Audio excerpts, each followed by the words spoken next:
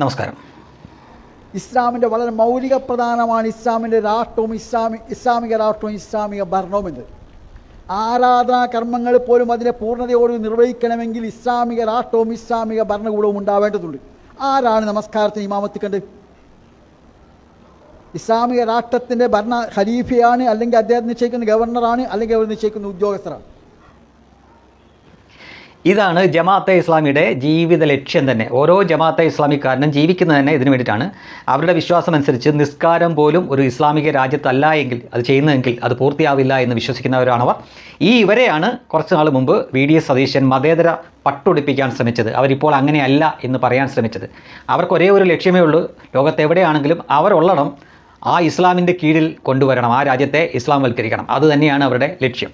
ഇനി ഞാൻ ചില കാര്യങ്ങൾ പറയാം. ഒരു പക്ഷേ നിങ്ങൾ ഏത് രാഷ്ട്രീയക്കാരനും ആയിക്കോട്ടെ, ഏത് ചിന്താഗതിയിൽ, ഏത് മതത്തിൽ വിശ്വസിക്കുന്ന ആളുകളും ആയിക്കോട്ടെ, ഒരു കുഴപ്പമില്ല. പക്ഷേ ഞാൻ പറയുന്ന കാര്യങ്ങളിൽ നിങ്ങൾക്ക് പൊരുത്തപ്പെടാൻ പറ്റുന്ന എന്തെങ്കിലും ഉണ്ടെങ്കിൽ നിങ്ങൾ താഴെ കമൻ്റായിട്ട് ധൈര്യമായിട്ടിട്ടുള്ളൂ. പക്ഷേ എനിക്ക് ഉറപ്പാണ് നിങ്ങൾ ചിന്തിക്കും, പറഞ്ഞത് ശരിയാണല്ലോ എന്ന് നിങ്ങൾ പ്രതികരിക്കുകയും ചെയ്യും.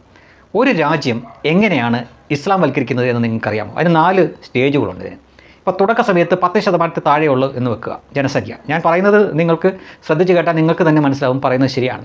അപ്പോൾ 10% താഴെ ഇരിക്കുന്ന സമയത്ത് പേരിനൊരു തട്ടം മാത്രം കാണും. ഈ എന്താ പറയുക, സ്ത്രീകൾക്ക്, അതായത് പേരിനിവിടെ ഈ സ്ലൈഡൊക്കെ കുത്തി കണക്ക് ഒരു ചെറിയ തട്ടം മാത്രം കാണും. കുറച്ച് ഒരു 10-30 വർഷം മുമ്പോട്ടൊക്കെ ഉള്ള കേരളത്തെ നോക്കിയാൽ നമുക്കത് മനസ്സിലാക്കാൻ പറ്റും.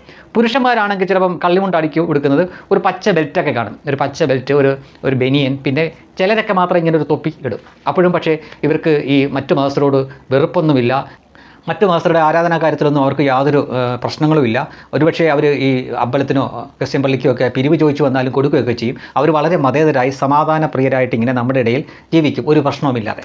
ഇനി അതൊരു 10% മേലോട്ട് പോയി ഒരു 15-നൊക്കെ അടുത്തെത്തുമ്പോഴേക്കും ഈ തട്ടം, ഈ തുണി എന്ന് പറഞ്ഞാൽ ഈ തട്ടം എന്ന് പറയുന്ന സാധനം മാറിയിട്ട് പിന്നെ പർദ്ദയിലേക്കാവും സ്ത്രീകൾ. അതേസമയം പുരുഷന്മാരുടെ വ്യത്യാസം, നമ്മുടെ ഈ കാലിൻ്റെ നെരിയാണി ഉണ്ടല്ലോ, അതിൻ്റെ മുകളിൽ വരെ വരത്തക്ക രീതിയിലുള്ള പാൻ്റായിരിക്കും. അതേപോലെ തന്നെ പൊറോട്ടക്കെട്ട്, ഈ സാധാരണ വെള്ള തൊപ്പി മാറിയിട്ടൊരു പൊറോട്ടക്കെട്ട് മറ്റുമൊക്കെ വരും.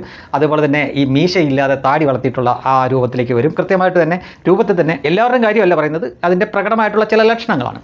അപ്പോൾ ഇത്തരം കാര്യങ്ങളൊക്കെ വരും. ഇനി 15 കഴിഞ്ഞിട്ട് 20%-ലേക്കാണ് പോകുന്നതെങ്കിൽ തീർച്ചയായിട്ടും ഹലാൽ സർട്ടിഫിക്കേഷൻ എന്ന സംഗതി വരും. അതേപോലെ തന്നെ ഭക്ഷണശാലകൾ, നമ്മൾ ഒരു തെരുവിലോ അല്ലെങ്കിൽ നമ്മൾ റോഡിലൂടെയൊക്കെ പോകുമ്പോൾ കാണുന്ന ഒരു 10 കട കാണുകയാണെങ്കിൽ അതിനകത്ത് 7-8 കടകൾ ഈ അറബി ഭക്ഷണങ്ങൾ വിൽക്കുന്ന കടകളായിരിക്കും. പ്രത്യേകിച്ച് ഹലാൽ ബോർഡ് വെച്ച ആയിരിക്കും.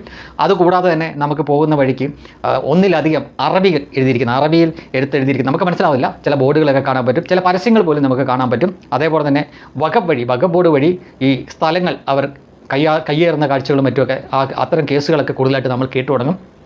കൃത്യമായും മതം സംസാരിക്കാൻ തുടങ്ങും. പിന്നീട് ഈ അന്യ പുരുഷന്മാരുടെ മുന്നിൽ തങ്ങളുടെ സ്ത്രീകളെ, അതായത് കാണിക്കാനുള്ള അവസരങ്ങൾ കുറച്ച് കൊണ്ടുവരാൻ വേണ്ടിയിട്ട് മതത്തിൻ്റെ പേര് പറഞ്ഞുകൊണ്ട് ചില നിയന്ത്രണങ്ങളൊക്കെ അവർ ഏർപ്പെടുത്തും. ഇതിനുശേഷം ഈ എന്താ പറയുക, ഒരു 40%-ലേക്കൊക്കെ പോകുന്ന ഒരു സമയമൊക്കെ അവർക്കായി എന്ന് തോന്നുമ്പോൾ എന്ത് ചെയ്യുമെന്ന് ചോദിച്ചു കഴിഞ്ഞാൽ ശരീഅത്ത് കോടതികൾ വേണമെന്ന് പറയും. അതേപോലെ തന്നെ സകലമാന മാധ്യമങ്ങളെയും അവരവരുടെ വരുതിയിലാക്കും. സാംസ്കാരിക നായകരെയൊക്കെ അവർ പണം കൊടുത്ത്, അങ്ങനെയാണെങ്കിൽ അങ്ങനെ, മറ്റെന്തെങ്കിലും കൊടുത്താണെങ്കിൽ അങ്ങനെ അവരുടെ കൺട്രോളിലാക്കും. അത്തരം കാര്യങ്ങളൊക്കെ ചെയ്യുകയും അധികാരത്തിൽ അവർ കൈകടത്താൻ തുടങ്ങും. അവരായിരിക്കും പിന്നെ പല കാര്യങ്ങളും തീരുമാനിക്കുന്നത്. അതിനുശേഷം വളരെ വേഗത്തിലായിരിക്കും മുന്നോട്ടേക്ക് പോകുന്നത്. 50% തികയണം എന്നൊന്നുമില്ല, അതിനു മുമ്പ് തന്നെ അവർ ഭരണം പിടിക്കും. അതിനുശേഷം കുറച്ചു കാലവും കൂടെ ആ രീതിയിൽ അങ്ങോട്ട് പോയിട്ട് വളരെ പെട്ടെന്നായിരിക്കും രാജ്യം ഇസ്ലാം വൽക്കരിക്കപ്പെടുന്നത്. അതിനിടയിൽ ഇവിടെ വംശഹത്യകൾ അരങ്ങേറും. പിന്നെ ജസിയ പോലുള്ള നികുതികൾ, അങ്ങനെ 4 സ്റ്റേജായിട്ടാണ് ഈ പ്രക്രിയ നടക്കുന്നത്. ലോകത്ത് എവിടെ നോക്കിയാലും നിങ്ങൾക്കിത് മനസ്സിലാക്കാൻ പറ്റുന്ന കാര്യമാണ്. ഇനി നിങ്ങൾ ചിന്തിക്കുക, നമ്മൾ ഇതിൽ ഏത് സ്റ്റേജിൽ വരെ എത്തിയിരുന്നു എന്ന് നിങ്ങളൊന്ന് ചിന്തിച്ച് നോക്കുക. അപ്പോൾ നിങ്ങൾക്ക് സംശയമാവും, 3 എത്തിയോ 4 എത്തിയോ എന്ന് സംശയമാവും. പക്ഷേ നമുക്കൊരു കാര്യം ഉറപ്പാണ്, ഇവിടെ ഹലാൽ ബോർഡുകളുണ്ടായിരുന്നു, ഭക്ഷണത്തിലുള്ള അധിനിവേശം ഉണ്ടായിരുന്നു, ഭാഷാപരമായിട്ടുള്ള അധിനിവേശം ഉണ്ടായിരുന്നു, വേഷത്തിൻ്റെ പേരിലുള്ള അധിനിവേശം ഉണ്ടായിരുന്നു. മീശയിൽ പോലും നമ്മൾ ഈ ചില ട്രോളന്മാരൊക്കെ കടത്തി പറയും, സാമാന്യത്തിൽ വരെ മതത്തിൻ്റെ അടയാളങ്ങൾ ഇടുന്നുണ്ട്. അത് ഈ സ്റ്റേജുകളൊന്നും ഇല്ലെങ്കിലും അത് തുടക്കത്തിൽ തന്നെ അങ്ങനെ ഉള്ളതാണ്. അപ്പോൾ അതിനെപ്പറ്റി ഞാൻ പറയുന്നില്ല. അല്ലാതെ തന്നെ പ്രകടമായിട്ടുള്ള കുറേ കാര്യങ്ങളുണ്ട്. മാത്രമല്ല ഈ സമരം, പ്രതിഷേധം, ഇത്തരം കാര്യങ്ങളൊക്കെ വരുമ്പോൾ അവരുടെ സ്ത്രീകളായിരിക്കും മുന്നിൽ നിൽക്കുന്നത്. നിങ്ങൾ ശ്രദ്ധിച്ചോണം, സ്ത്രീകൾ അത്തരം കാര്യങ്ങളിലൊക്കെ സ്ത്രീകളായിരിക്കും. അപ്പോൾ ആണുങ്ങളുമായിട്ട് ഇടകലർന്നാലും കുഴപ്പമൊന്നുമില്ല. ഒരുപക്ഷെ പോലീസോ പട്ടാളമോ ഒക്കെ തന്നെ നിന്നാലും അവരുടെ മുന്നിലേക്ക് പ്രതിരോധിക്കാൻ വരിക കൂടുതലും സ്ത്രീകളായിരിക്കും. പക്ഷേ മറ്റൊരു സ്ഥലത്താണെങ്കിൽ, അതായത് ഒരു ഓഫീസിലോ സ്കൂളോ കോളേജൊക്കെ ആണെങ്കിൽ ഒരിക്കലും പുരുഷന്മാരുമായിട്ട് ഇടകലർന്നിരിക്കാൻ അവരുടെ കൂട്ടത്തിലുള്ള പുരുഷന്മാർ ഇവരെ അനുവദിക്കില്ല. അത് മതത്തിൻ്റെ പേര് പറഞ്ഞുകൊണ്ട് വിലക്കും. എന്നാൽ രാജ്യത്തിനെതിരെയുള്ള അല്ലെങ്കിൽ ആ ഭരണ സംവിധാനത്തിനെതിരെയുള്ള ഒരു സമരമാവട്ടെ, പ്രതിഷേധമാവട്ടെ, അതിൻ്റെ മുന്നിൽ ഇവരെ നിർത്തും. അപ്പോൾ ഇതൊക്കെ നമുക്ക് വളരെ പെട്ടെന്ന് തന്നെ പ്രകടമാവുന്ന ചില കാര്യങ്ങളാണ്. പക്ഷേ ഇതിങ്ങനെ പതുക്കെ പതുക്കെ വരുന്നതുകൊണ്ട് നമ്മൾ ആ ഫ്ലോയിൽ അവരുടെ ഒപ്പം തന്നെ ജീവിച്ച് വരുന്നതുകൊണ്ട് നമുക്കിതിൻ്റെ മാറ്റം പിടികിട്ടത്തില്ല. ഇതെല്ലാം കഴിഞ്ഞിട്ട് ഒരു സുപ്രഭാതത്തിൽ ഇസ്ലാം വൽക്കരിച്ച് കഴിയുമ്പോൾ മാത്രമേ നമുക്ക് പിടികിട്ടുള്ളൂ ഇത് പോയി എന്ന് മനസ്സിലാവുള്ളൂ. ഒരിക്കൽ സ്പെയിൻ അങ്ങനെ എത്തിയതാണ്, പക്ഷേ അവരത് തിരിച്ചു പിടിച്ചു. പക്ഷേ മറ്റു പല യൂറോപ്യൻ രാജ്യങ്ങളിലും ഇപ്പോൾ സ്റ്റേജ് 2 ഒക്കെ വരെ ആയിട്ടുള്ളൂ. പക്ഷേ അപ്പോൾ തന്നെ അവർക്ക് പിടികിട്ടിയിട്ടുണ്ട്.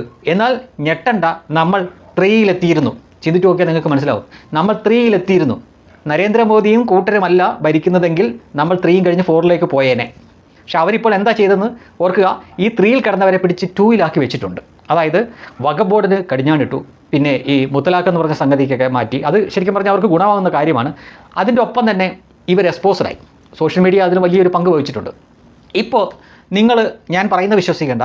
നിങ്ങളുടെ അടുപ്പക്കാരായിട്ടുള്ള ഹൈന്ദവരോ ക്രിസ്ത്യാനിയോ ഒക്കെ ആയിക്കോട്ടെ, അവർ ഒരുപക്ഷെ കുറേ കാലം ഈ ഈശ്വരവിശ്വാസമൊന്നും ഇല്ലാതെ മതവിശ്വാസമല്ലാതെ നടന്നവരായിരിക്കാം. പക്ഷേ ഇപ്പോൾ വിശ്വാസമില്ലെങ്കിൽ കൂടിയും ക്ഷേത്രത്തിൽ പോകുന്നുണ്ട്. അതേപോലെ ഭജൻസ് പോലുള്ള സംഗതികൾക്ക് അവർ പങ്കെടുക്കുന്നുണ്ട്. ഹിന്ദു ഒരുമിക്കണം അല്ലെങ്കിൽ ക്രിസ്ത്യാനി ഒന്നിച്ച് നിൽക്കണം എന്നൊക്കെ ചിന്തിക്കുന്ന ആളുകളുടെ എണ്ണം കൂടി വരുന്നുണ്ട്. സംശയമുണ്ടെങ്കിൽ സംശയിക്കേണ്ട കാര്യമൊന്നുമില്ല. നിങ്ങൾക്ക് അറിയാവുന്ന കേസ് തന്നെയാണ്. എനിക്കും വ്യക്തിപരമായിട്ട് അറിയാവുന്ന കേസാണ്. അപ്പോൾ ഈ രീതിയിലേക്ക് ഇവരെ ചിന്തിക്കാൻ ആര് പ്രേരിപ്പിച്ചു എന്ന് ചോദിച്ചു കഴിഞ്ഞാൽ നമുക്ക് ചുറ്റും നടക്കുന്ന കാര്യങ്ങൾ മനസ്സിലാവുന്നുണ്ട്. അത് സോഷ്യൽ മീഡിയയുടെ പങ്ക് വളരെ വളരെ വലുതാണ്. അതിനൊപ്പം തന്നെ നരേന്ദ്രമോദി തുടർച്ചയായിട്ട് ഭരിക്കുന്നു. ആ ഭരിച്ചുകൊണ്ടിരുന്നപ്പോൾ തന്നെ ആദ്യം സംഘിയെ എതിർക്കാനാണ് എന്ന് പറഞ്ഞുകൊണ്ട് ഇവർ ഒരുപാട് കാര്യങ്ങൾ ഇങ്ങനെ പറഞ്ഞു. പക്ഷേ കുറേ പോകെ കമ്മിക്കും മനസ്സിലാവുന്നുണ്ട്, കൊങ്ങിക്കും മനസ്സിലാവുന്നുണ്ട്, സംഘികൾ പറഞ്ഞുകൊണ്ടിരുന്ന കാര്യങ്ങളൊക്കെ ശരിയായിരുന്നു എന്നവർക്ക് മനസ്സിലായി വരുന്നുണ്ട്. കേരളത്തിൽ പോലും കാസർഗോഡുള്ള പോലുള്ള സ്ഥലങ്ങളിൽ മുസ്ലിങ്ങളുള്ള സ്ഥലത്ത് മുസ്ലിം ലീഗ് ജയിക്കുന്നു, ഹിന്ദു ഉള്ള സ്ഥലത്ത് BJP ജയിക്കുന്നു. ശ്രദ്ധിച്ചു നോക്ക്. ഇനി അത് കേരളം മൊത്തം പടർന്നാൽ സംഭവിക്കാൻ പോകുന്നത് ഇവിടെ LDFും UDFും ഒക്കെ ചിത്രത്തിൽ നിന്ന് മാറും. പകരം BJP വരും. അങ്ങനെ അവർക്ക് വരേണ്ടി വരുന്നത് എന്തുകൊണ്ടാണെന്ന് ചോദിച്ചു കഴിഞ്ഞാൽ ഇവർ എക്സ്പോസ്ഡായി. ഇവരെ ഓരോ സ്റ്റേജുകളും ജനങ്ങൾ മനസ്സിലാക്കാൻ തുടങ്ങി. അപ്പോൾ ഇടതുപക്ഷത്തിനോ വലതുപക്ഷത്തിനോ വോട്ട് കൊടുത്തിട്ട് കാര്യമില്ല. ചെറുക്കണമെങ്കിൽ BJPക്ക് കൊടുക്കണം എന്ന് ആളുകൾ ചിന്തിച്ചു തുടങ്ങി. അതിൽ ഹിന്ദു എന്നോ ക്രിസ്ത്യാനി എന്നോ വ്യത്യാസമില്ലാതെ ആളുകൾ ചിന്തിച്ചു തുടങ്ങി. അതൊരു കണക്കിന് നല്ലതാണ്. ഇതൊന്നും അറിയാതെയാണ് നമ്മൾ മുന്നോട്ട് ജീവിച്ചു പോയിരുന്നുവെങ്കിൽ ഇപ്പോൾ സ്റ്റേജ് 3 കഴിഞ്ഞ് 4-ലേക്ക് പോയേനെ. പക്ഷേ ആ 3-ൽ കയറി അവരെ 2-ലാക്കി വെച്ചിട്ടുണ്ട്. ഇനി സത്യസന്ധമായിട്ട് പറഞ്ഞാൽ ഈ 2-ൽ നിന്ന് അവരെ ശരിക്കും പറഞ്ഞു കഴിഞ്ഞാൽ സ്റ്റേജ് 1-ൽ നിർത്തണം. ആളെണ്ണം കുറച്ചിട്ട് നിർത്തുക എന്നല്ല ഉദ്ദേശം. ജനസംഖ്യ കുറച്ചിട്ട് നിർത്താനല്ല ഉദ്ദേശം. സമാധാനമായി സന്തോഷത്തോടെ ജീവിക്കണമെന്ന് ആഗ്രഹിക്കുന്ന ലക്ഷക്കണക്കിന് കോടിക്കണക്കിന് മുസ്ലിങ്ങൾ തന്നെ ഇവിടെ ഉണ്ട്. അവർ മനസ്സിലാക്കണം, അവർ മനസ്സ് വെക്കണം. കാരണം ഒരു ഇസ്ലാം രാജ്യമായി മാറിക്കഴിഞ്ഞാൽ എന്തായിരിക്കും എന്നുള്ളതിന് ഉദാഹരണമാണ് അഫ്ഗാനിസ്ഥാൻ, പാകിസ്ഥാൻ, ബംഗ്ലാദേശ് ഒക്കെ. ഇനി ഗൾഫ് കൺട്രീസിൻ്റെ കാര്യം പറയുകയാണെങ്കിൽ അത് നേരത്തെ തന്നെ ആയതാണ്. മാത്രമല്ല അവിടെ വേറെ പൗരന്മാരൊന്നുമില്ല. ഇസ്ലാം അല്ലാതെ അവിടെ വേറെ ഒരു പൗരന്മാരുമില്ല മറ്റു മതത്തില്ല. അവിടെ നമുക്ക് ജോലി ചെയ്യാം, പൗരത്വം കിട്ടത്തില്ല. എന്തിന്? ഇന്ത്യയിലുള്ളൊരു മുസ്ലിമിന് പോലും സൗദിയിലോ മറ്റോ ഒന്നും പൗരത്വം കിട്ടില്ല. അവിടെ അറബി വംശജർക്ക് മാത്രമാണ്. അപ്പോൾ അങ്ങനെ നിൽക്കുന്ന ഒരു സ്ഥലത്ത് അതുമായിട്ട് ഒരിക്കലും നമുക്ക് ഇന്ത്യയോ പാകിസ്ഥാനെയോ ബംഗ്ലാദേശിനെയോ അഫ്ഗാനിസ്ഥാനെയോ ഒന്നും താരതമ്യപ്പെടുത്താനേ പറ്റില്ല. അപ്പോൾ അപകടം എന്താണെന്ന് ചോദിച്ചു കഴിഞ്ഞാൽ ഈ സത്യം ഇവിടെ സമാധാനം ആഗ്രഹിക്കുന്ന, സന്തോഷം ആഗ്രഹിക്കുന്ന ഇസ്ലാം വിശ്വാസികൾ മനസ്സിലാക്കണം. ഇത് അവരൊരു പക്ഷേ അവരുടെ മതവിശ്വാസം അനുസരിച്ച് നിശബ്ദരായിട്ട് ഇവർക്ക് പിന്തുണ കൊടുക്കും. പക്ഷേ അത് വലിയ അപകടമാണ് എന്ന് മനസ്സിലാക്കണം. മിതവാദികൾ എന്നൊക്കെ പറഞ്ഞ കുറേ ആളുകളുണ്ട്. പക്ഷേ അവർക്കും ഇത് ഇസ്ലാം വൽക്കരിച്ചു കഴിഞ്ഞാൽ പിന്നെ തീവ്രവാദിയാവാതെ പറ്റാത്തൊരവസ്ഥയിലേക്ക് വരും. അതിനാൽ ആ രീതിയിൽ പോവാതിരിക്കാൻ മറ്റുള്ളവർക്കൊപ്പം അവർ കൂടി ശ്രദ്ധിക്കേണ്ടതുണ്ട്. നരേന്ദ്രമോദിയും കൂട്ടരും കഷ്ടപ്പെട്ട് 3 സ്റ്റേജ് എത്തിയിരുന്ന ഇതിനെടുത്ത് താഴേക്കിട്ട് 2ാമത്തെ സ്റ്റേജിലേക്ക് വെച്ചിട്ടുണ്ട്. അതിനെ 1ാമത്തെ സ്റ്റേജിലേക്ക് കൊണ്ടുവരേണ്ടത് അവർ കൂടിയാണ്.